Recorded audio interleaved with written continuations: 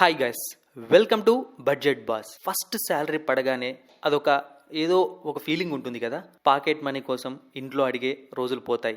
మన మనీ మన అకౌంట్లో పడతాయి. ఇమీడియట్లీ ఏం చేస్తాం? IPhone, branded clothes, Swiggy, Zomato party, pubs అట్లా సెట్ చేస్తాం ఫస్ట్ 2-3 నెలలు. అందరూ అంతే.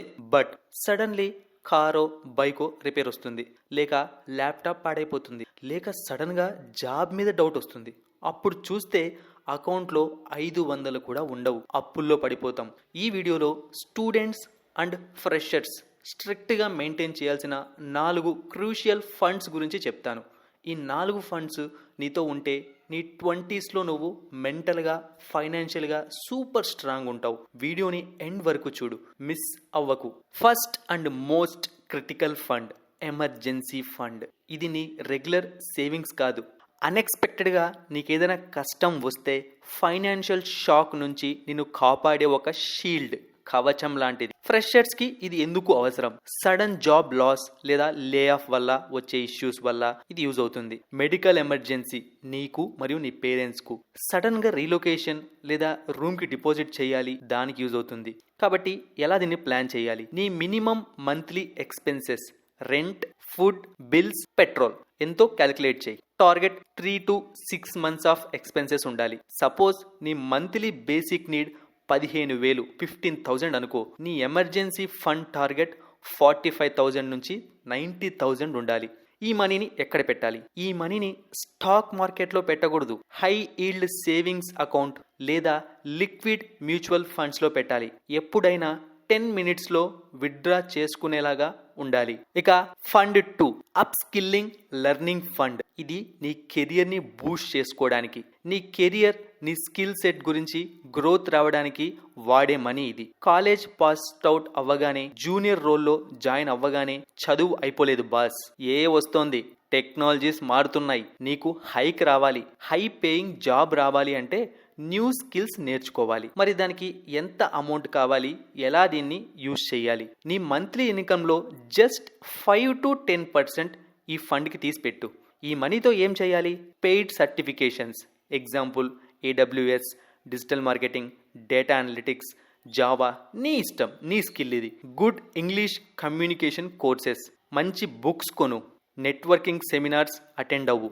మంచిగా కోర్సులు చెప్పే సబ్స్క్రిప్షన్స్ ఉంటాయి కొన్ని సైట్స్, అక్కడ ఈ మనీని యూజ్ చేయి. ఇక fund 3, personal goals fun fund. నువ్వు ఎంజాయ్ చేయడానికి, నీ డిజైర్స్ తీర్చుకోవడానికి పెట్టే మనీ. నాకు తెలిసి మీ అందరికీ ఇది బాగా ఇష్టమైన ఫండ్, కానీ దీన్ని కూడా చాలామంది పాటించరు. బోరింగ్గా ప్రతిదీ సేవ్ చేస్తూ పోతే లైఫ్ బోర్ కొడుతుంది. మన లైఫ్ ఎంజాయ్ చేయడమే అల్టిమేట్ గోల్. బట్ గిల్ట్ ఫ్రీగా స్పెండ్ చేయాలి. నీ ఇన్కంలో 10 to 15% ఈ ఫండ్లో వేసుకో. నీకు గోవా ట్రిప్కి వెళ్ళాలని ఉందా?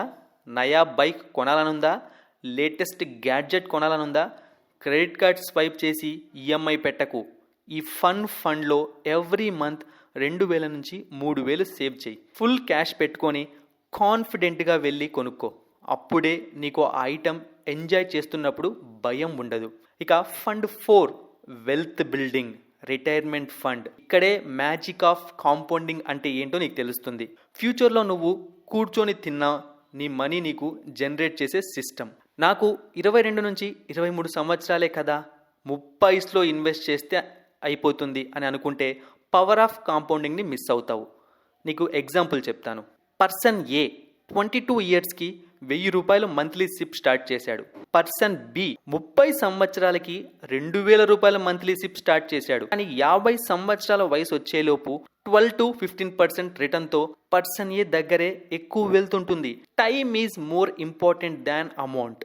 ఇండెక్స్ ఫండ్స్ లేదా నిఫ్టీ 50 మ్యూచువల్ ఫండ్స్లో మంత్లీ 500 లేదా 1000 సిప్తో సింపుల్గా స్టార్ట్ చేయాలి.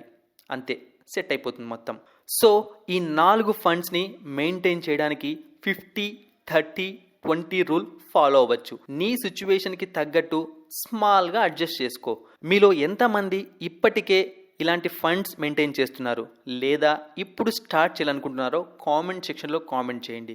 వీడియో నచ్చితే లైక్ చేసి నీ ఫ్రెషర్ అండ్ కాలేజ్ ఫ్రెండ్స్కి షేర్ చేయి. Don't forget to subscribe to budget boss for money, wisdom and important tips.